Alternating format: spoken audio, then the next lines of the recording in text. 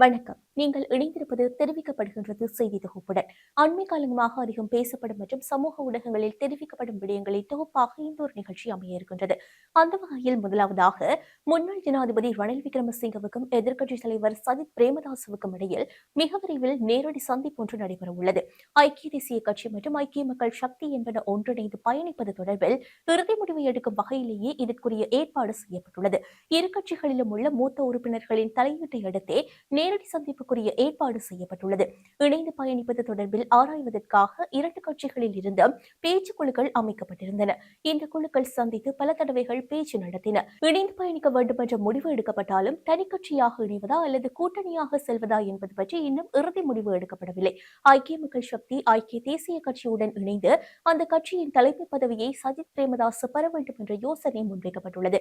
பொது கூட்டணியாக ரணிலும் சஜித்தும் இணைந்து தலைமை பதவி வகிக்க வேண்டும் என்று மற்றொரு யோசனையும் உள்ளது. சஜித் தலைவர், ரணில் உயர்மட்ட ஆலோசனை தலைவர் என்ற பரிந்துரையும் முன்வைக்கப்பட்டுள்ளது. இவ்வாறானதொரு பின்புறத்திலிருந்தே இந்த விவகாரம் தொடர்பில் உறுதியான முடிவை எடுப்பதற்காக இரண்டு கட்சிகளினதும் தலைவர்களை மிக விரைவில் நேரடியாக சந்திக்க வைப்பதற்கு ஏற்பாடு செய்யப்பட்டுள்ளது. இதேவாறு இருக்க அடுத்ததாக மருந்துகளின் தரத்தை பேணுவதற்கும் தர பரிசோதனை செயற்பாடுகளை விரைவுபடுத்துவதற்கும் ஏனைய அரச நிறுவனங்களின் ஆய்வக வசதிகளை பயன்படுத்த சுகாதார அமைச்சு தீர்மானித்துள்ளது. சுகாதார அமைச்சர் நலிந்த ஜேதிஸ் தலைமையில் நேற்று முன்தினம் நடைபெற்ற விசேட கலந்துரையாடலில் இந்த தீர்மானம் எட்டப்பட்டுள்ளது. தேசிய மருந்துகள் ஒழுங்குபடுத்தல் அதிகார சபையின் ஆய்வகத்தில் மட்டும் பரிசோதனைகளை மேற்கொள்வதில் உள்ள சிக்கல்களை தீர்க்க இலங்கை நனோ தொழில்நுட்ப நிறுவனம், இலங்கை உயிரியல் தொழில்நுட்ப நிறுவனம், கைத்தொழில் தொழில்நுட்ப நிறுவனம், தேசிய மருந்துகள் ஒழுங்குபடுத்தல் அதிகார சபை மற்றும் மருத்துவ ஆய்வக ஒத்துழைப்பை பெற முடிவு செய்யப்பட்டது. அத்துடன் சந்தையில் சந்தேகத்திற்குரியதாக கருதப்படும் மருந்து பொருட்களின் தரப்பரிசோதனைகளுக்கு முதலிடம் வழங்க அமைச்சர் அறிவுறுத்தியுள்ளார். மேலும் தரப்பரிசோதனைகள் காரணமாக மருந்து விநியோக சங்கிலியில் எந்தவித பாதிப்பும் ஏற்படாதவாறு நடவடிக்கைகள் அமைய வேண்டும் எனவும் பல்வேறு நிறுவனங்களுக்கு இடையே முறையான ஒருங்கிணைப்பை ஏற்படுத்தி தேசிய மருந்து ஒழுங்குபடுத்தல் அதிகார சபைக்கு சமர்ப்பிக்கப்படும் தர அறிக்கைகளில் உள்ள சிக்கல்களை தீர்க்க வேண்டும் என்றும் அமைச்சர் அறிவுறுத்தியுள்ளார். இந்த சந்திப்பில் சுகாதார பிரதி அமைச்சர் ஹன்சக விஜயமுனி, அமைச்சர் செயலாளர், விசேட மருத்துவ நிபுணர் அனில் ஜாசிங்க உள்ளிட்ட முக்கிய அதிகாரிகள் பலரும் கலந்து கொண்டனர். இதேவாறு இருக்க அடுத்ததாக நத்தார் மற்றும் புத்தாண்டு பண்டிகை காலங்களில் மின்சாரம் தாக்கம் அபாயம் அதிகரித்துள்ளதால் பொதுமக்கள் மின்சார பயன்பாட்டில் அதீத எச்சரிக்கையுடன் இருக்குமாறு இலங்கை பொது பயன்பாடுகள் ஆணைக்குழு அறிவுறுத்தியுள்ளது. ஒவ்வொரு ஆண்டும் பண்டிகை காலங்களில் தரமற்ற மின்சார அலங்கார விளக்குகள் மற்றும் மின் உபகரணங்களால் கணிசமான எண்ணிக்கையிலான உயிரிழப்புகளும் காயங்களும் ஏற்படுவதாக ஆணைக்குழு சுட்டிக்காட்டியுள்ளது.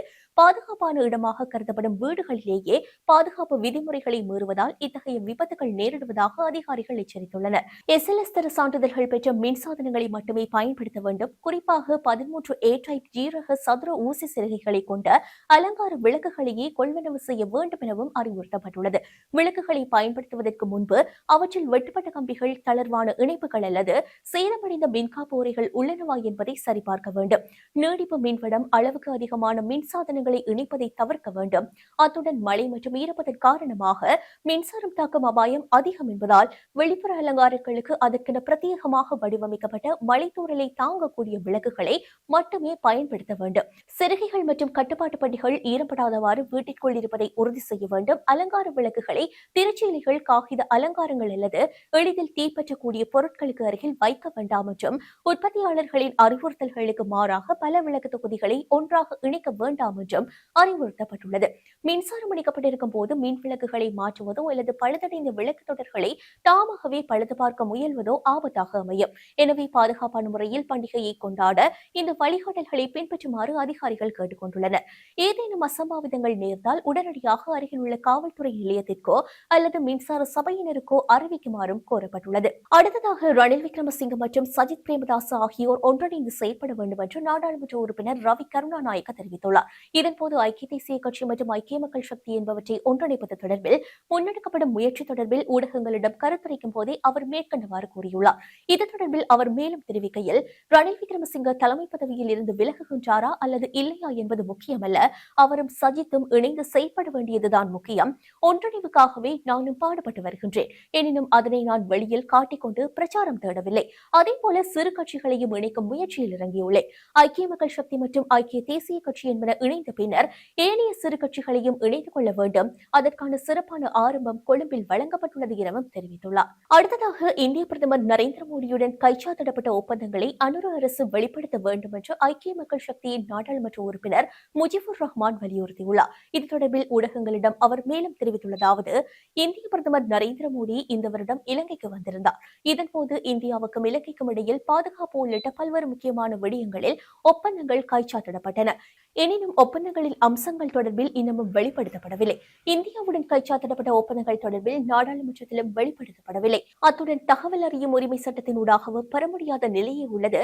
எனவே ஒப்பந்தங்களின் அம்சங்கள் தொடர்பில் அரசு வெளிப்படுத்த வேண்டும் என்றார். இது இவ்வாறு இருக்க, அடுத்ததாக 2025ஆம் ஆண்டு ஜனவரி மாதம் முதல் இதுவரையான காலப்பகுதியில் முன்னெடுக்கப்பட்ட விசேட தேடுதல் நடவடிக்கையின் ஊடாக 2341 துப்பாக்கிகள் பறிமுதல் செய்யப்பட்டுள்ளன என போலீசார் தெரிவித்துள்ளனர். அவற்றில் T56 ரக துப்பாக்கிகள் 73 மற்றும் 59 கைத்துப்பாக்கிகளும் 2126 ஏனைய வகை துப்பாக்கிகளும் அடங்குகின்றன என தெரிவிக்கப்பட்டுள்ளது. இதேவேளை இந்த ஆண்டின் இதுவரையான காலப்பகுதியில் 1793 கிலோகிராமுக்கும் அதிகளவான ஹெரோயின், 3683 கிலோகிராமுக்கு அதிகளவான ஐஸ் போதைப் பொருள் மற்றும் 16,686 கிலோகிராமுக்கு அதிகளவான கஞ்சா என்பனவும் பறிமுதல் செய்யப்பட்டுள்ளன என போலீசார் குறிப்பிட்டுள்ளனர். இத்துடன் இன்றைய தெரிவிக்கப்படுகின்றது நிகழ்ச்சி நிறைவடைகின்றது. மீண்டும் மற்றொரு தொகுப்புடன் சந்திக்கின்றேன். வணக்கம்.